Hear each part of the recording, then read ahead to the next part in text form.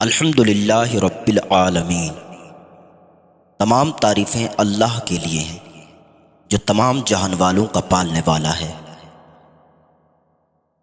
الحمدللہ، سب تعریفیں اللہ تعالیٰ کے لیے ہیں، یعنی ہر طرح کی حمد و تعریف کا مستحق اللہ تعالیٰ ہے، کیونکہ اللہ تعالیٰ کمال کی تمام صفات کا جامع ہے۔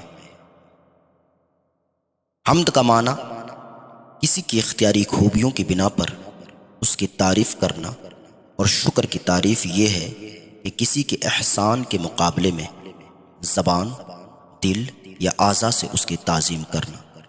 اور ہم چونکہ اللہ تعالیٰ کی حمد عام طور پر اس کے احسانات کے پیش نظر کرتے ہیں، اس لیے ہماری یہ حمد شکر بھی ہوتی ہے۔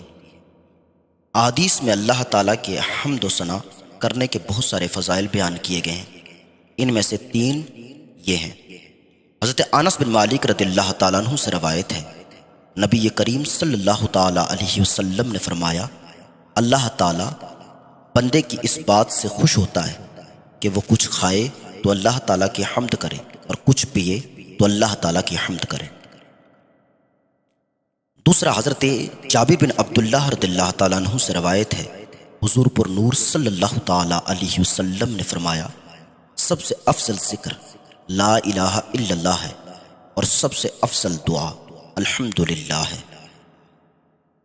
حضرت انس بن مالک رضی اللہ تعالیٰ عنہ سے روایت ہے، حضور اقدس صلی اللہ تعالیٰ علیہ وسلم نے فرمایا، جب اللہ تعالیٰ اپنے بندے پر کوئی نعمت نازل فرماتا ہے اور وہ نعمت ملنے پر الحمدللہ کہتا ہے، تو یہ حمد اللہ تعالیٰ کے نزدیک اس دی گئی نعمت سے زیادہ افضل ہے۔